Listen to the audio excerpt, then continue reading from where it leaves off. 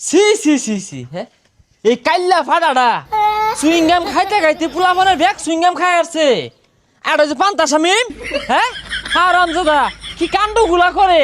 C সি সি C এর লেগে তো সাপোর্ট করি না বাংলাদেশে বুঝলি লক্কর বক্কর মায়ের দোয়া টিম এটা ঠিক কইছস এগোর খেলাটা দেখ পারি মন ধরে না